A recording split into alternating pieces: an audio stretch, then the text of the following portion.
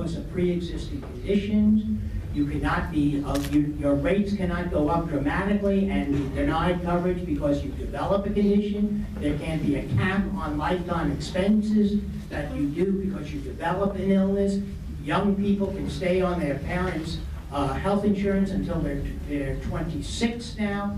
I think we have made a dramatic step forward, and the nation needs to continue. Do we need to look at it to ensure that we, in the next step, that we look at some of the costs of prescription medication? We're going to do that, and that's the next step. But it can only be done in the context that at least this Congress will come to that one of us will be elected to, will come back with, after having had for the first time a national health plan in place. I am very excited about that, and I hope that we can strengthen it, certainly not get rid of it.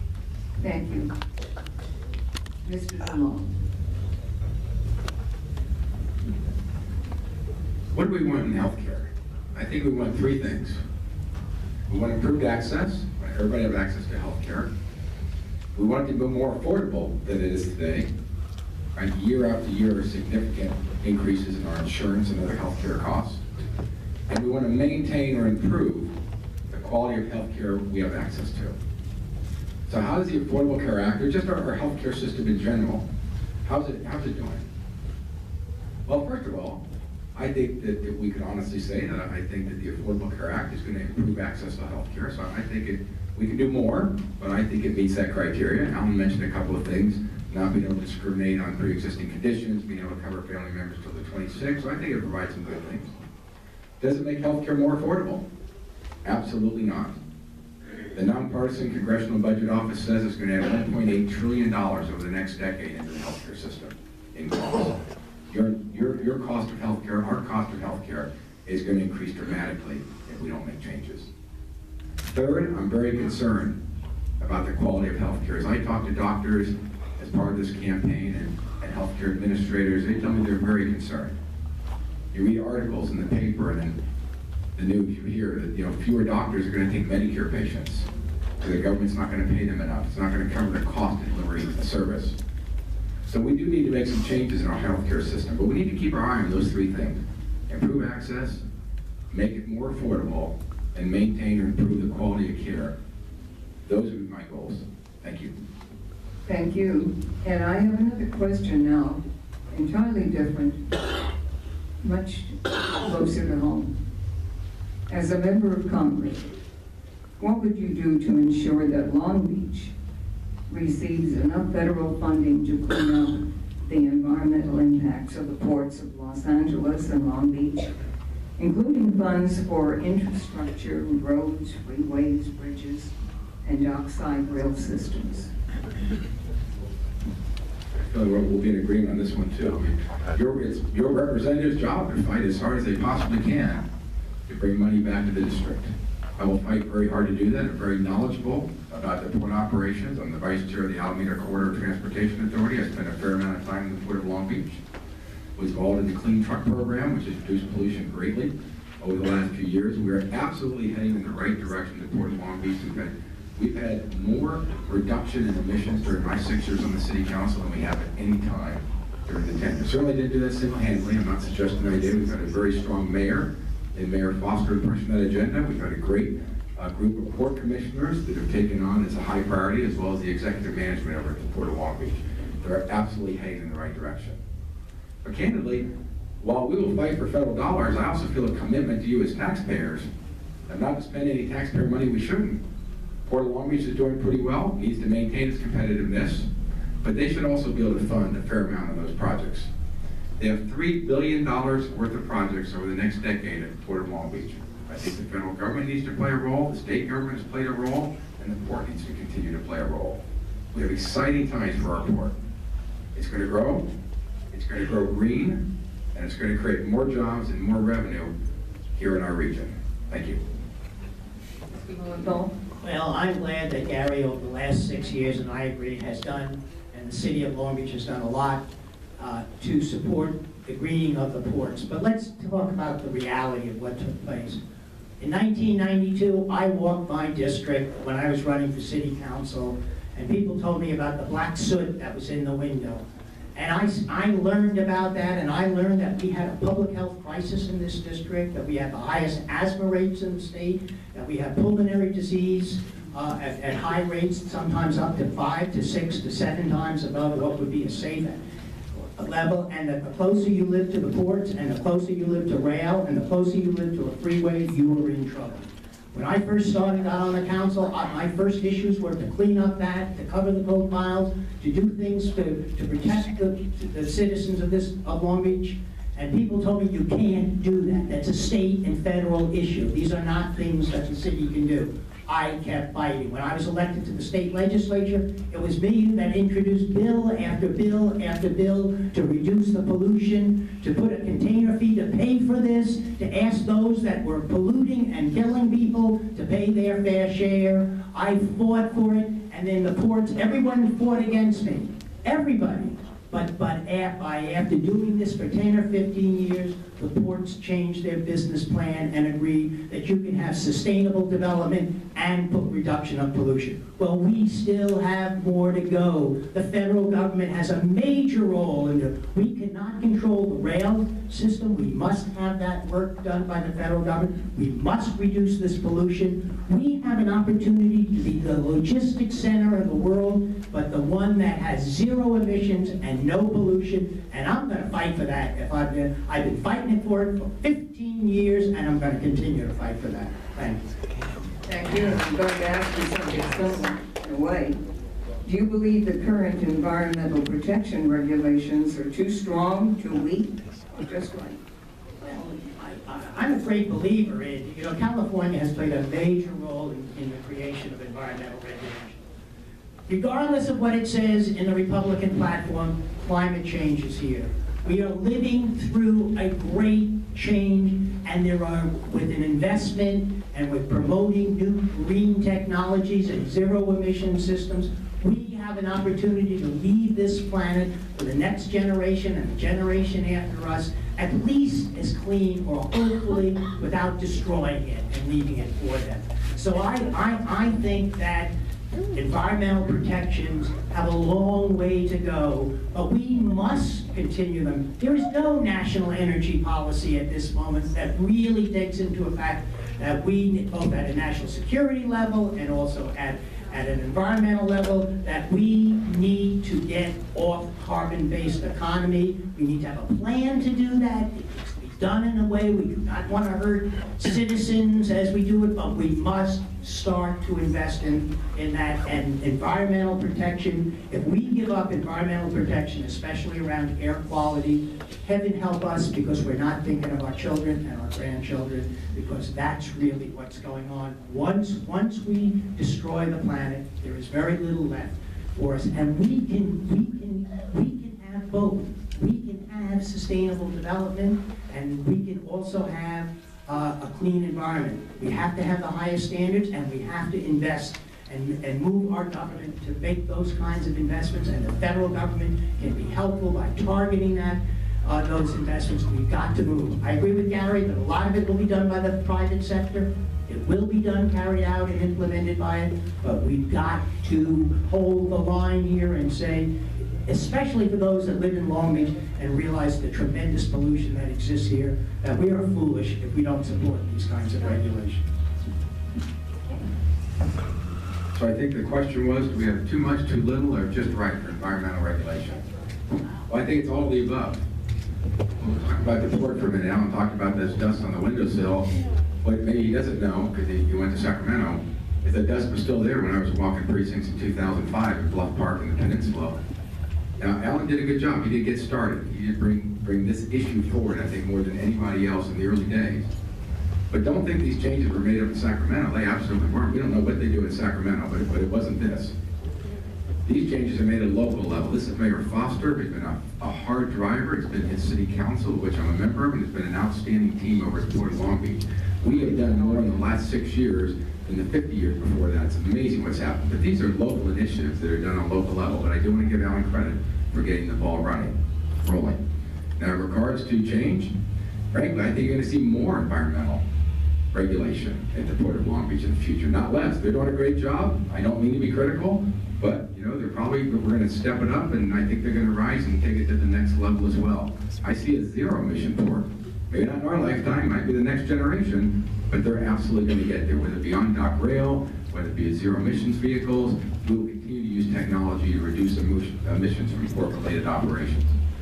But then you have things that are over-regulated. Take CEQA, the California Environmental Quality Act.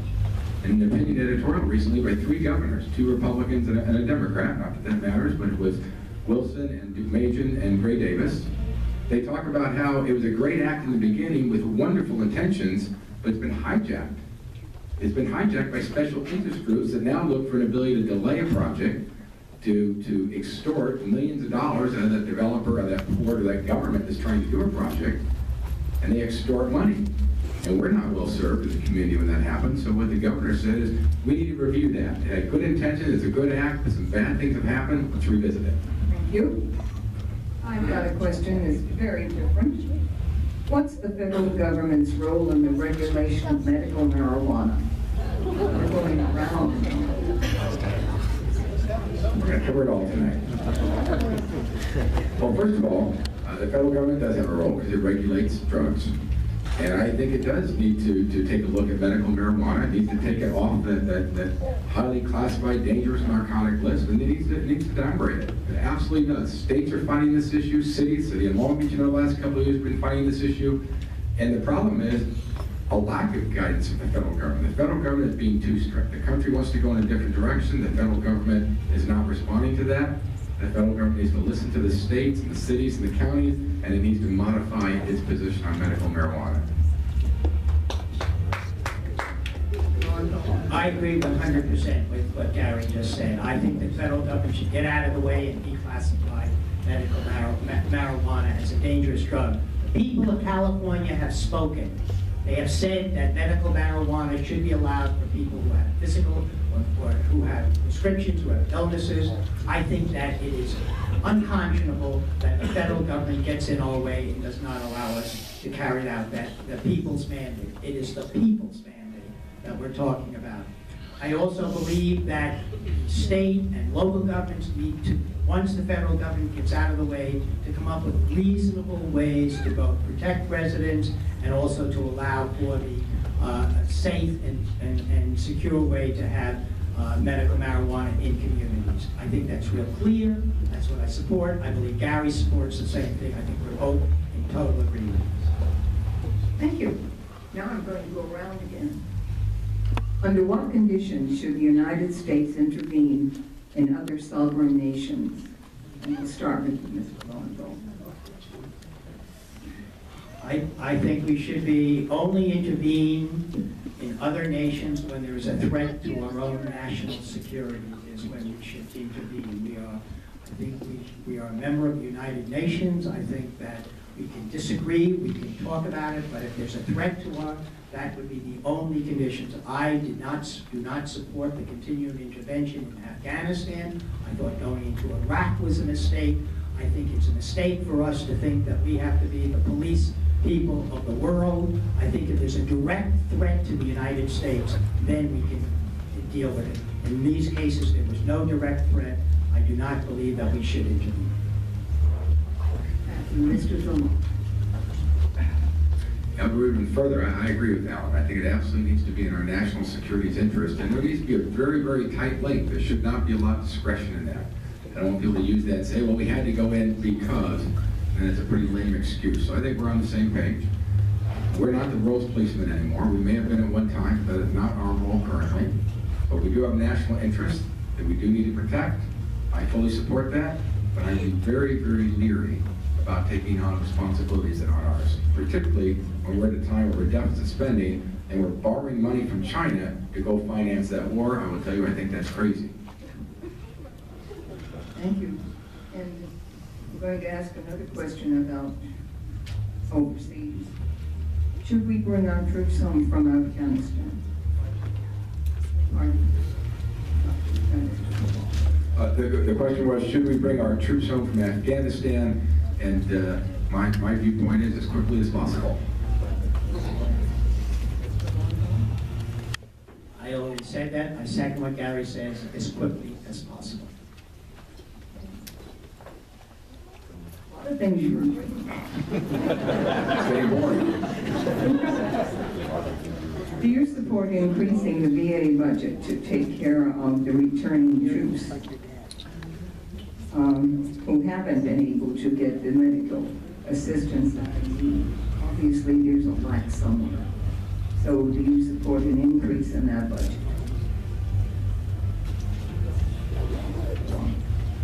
I went first to the last one, but I can go again if you'd like.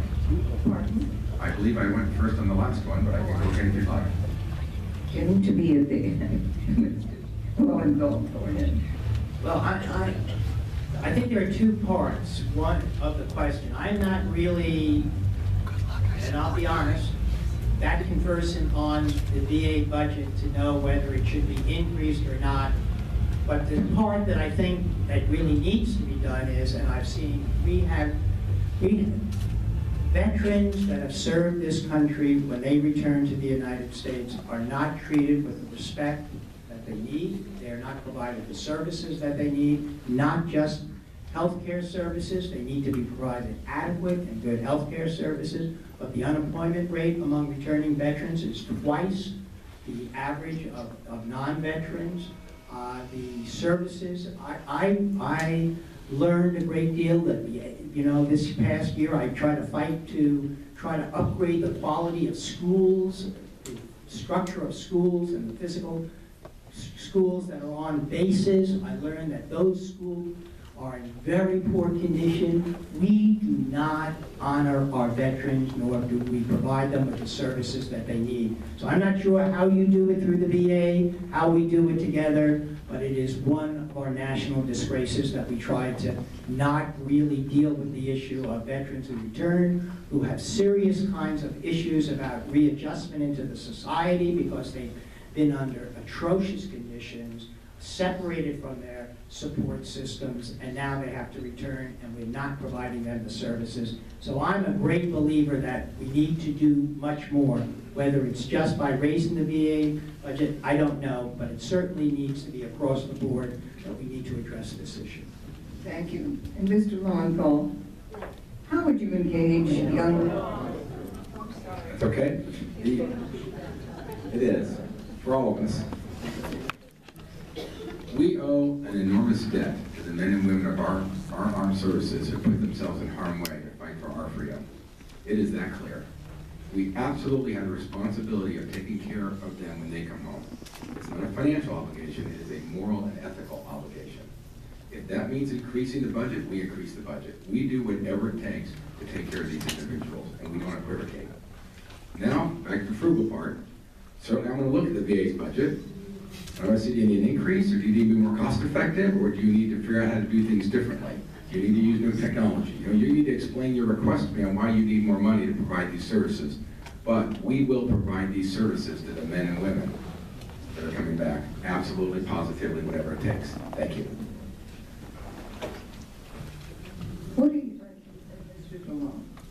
What are your ideas for federal immigration reform? Do you support the development, relief, and education for minors, alien minors legislation, the DREAM Act, which would provide a path to citizenship for certain youth who either serve in the military or graduate from college? What I support is reform of our immigration system. It is not working well for us currently.